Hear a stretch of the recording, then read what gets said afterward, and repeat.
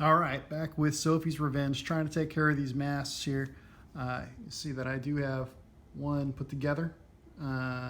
This top part is not well, it is glued on, but it's wet, so I'm just going to leave that alone. This is just magnets. The magnet is, stuck there, so it's not glued on there with anything other than the magnet. And the base just above the magnet is not glued on, and that's this piece here. I do have this piece glued to the rest of the mast, so this is glued from the top, from the top up, but not from the bottom down onto this. And I don't know if that's how I'm going to keep it or not, but for now, I like having the option to take that apart. But in practical terms, I suspect if I want to represent the mast not being there, then I'd want to take the whole thing off. Well, I guess in practical terms, if I want to move minis around, right? If I want to move minis around this, and I just want to represent that there's a mast there, that's what I did have a reason. I had a reason. Woo! I'm reminded of my reason. If I wanted to represent that there's a mast there, then I can with just the base piece of it and say, yep, there's a mast there, and so you can see that you got to move around it on deck kind of thing, but we don't have to have the whole sail in the way of our hands and arms as we try and move things around. So that's my thought process there. I had a reason, I forgot what it was, so I'm glad I remembered.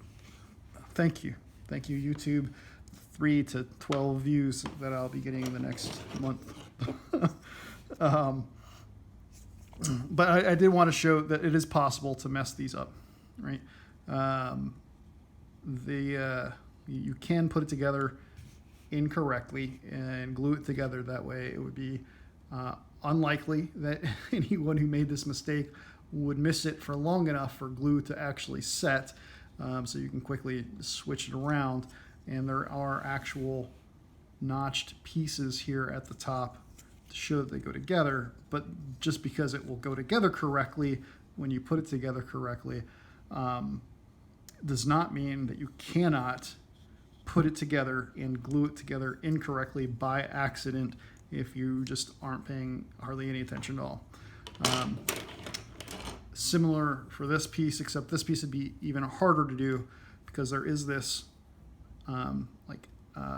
half oval aspect to the top of it that comes together, and while these will line up, if you put it upside down, that oval won't, and it'll actually make it pretty much impossible to put these together, and without significant amount of force, and clearly you're trying to do something wrong at that point, or just really frustrated with other things going on in the world, and not realizing what you're doing.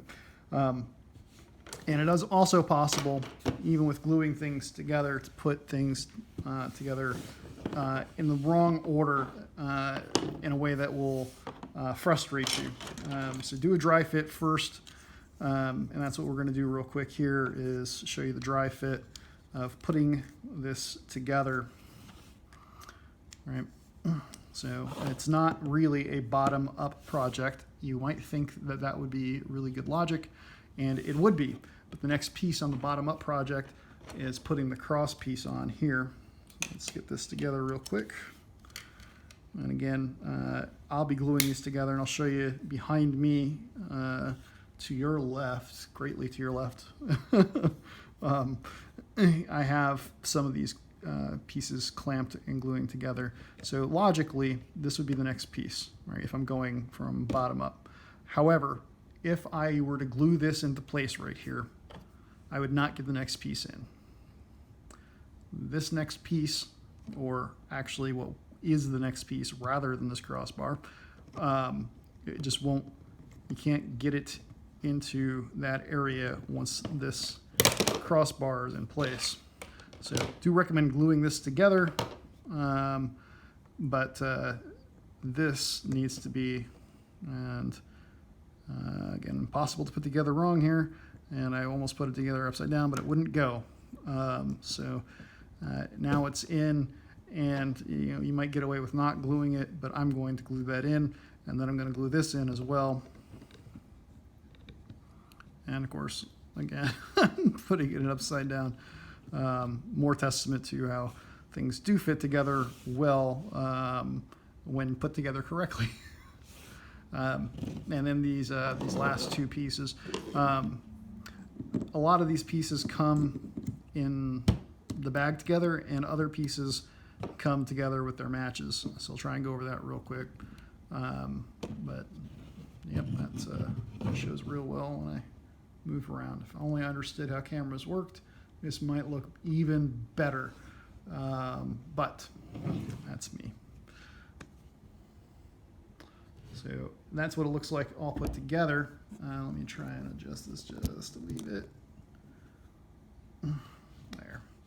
We'll reverse engineer it real quick. This being the top, and the last piece I put on, and there, I just made it all fall apart.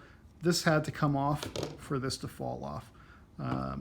So again, I highly recommend this being glued in the correct way. There we go. Glue that in, glue this on, and in that order. This has to go on first, otherwise you won't get this in there if you glue this on first without breaking it apart. Who wants to go through that? And I will have this glued together. It is fitted in such a way where it stops and leaves plenty of room. So again, I mean, as long as you're not glopping glue on and letting it leak down and create crusties down here, you can be a little bit careless as you put this together. You don't have to make it a big scientific procedure. The engineering on it helps quite a bit. That's pretty much it. I did want to show. Oh yeah, I did want to show here. That that curve, right? So where this curve comes together, you can see it creates, there's a significantly visible area here, and that you can squeeze that together pretty okay. And I'll show you that I'm actually doing that with the other one right now.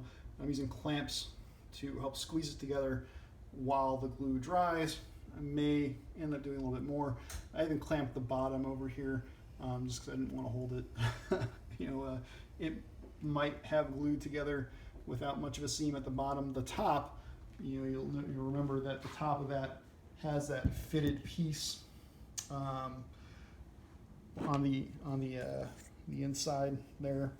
That fits together, and I've noticed that really holds it together at the top pretty well. The bottom is just a little bit looser. You'll see here, this one doesn't have anything showing. That one did a little bit. I just figured better safe than sorry. So that's it, folks. The Masts in 10 minutes or less. Some of my lessons learned and where I'm going with it. I'll get those together. I'll get them primed up, and then that's pretty much everything primed up other than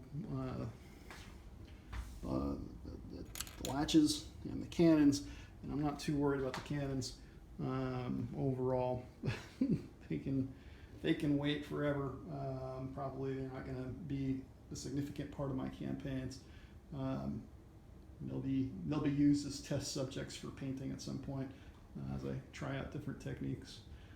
All right, guys, thank you so much for watching. That is, once again, Sophie's Revenge, and trying to get those masks completed. One more step done.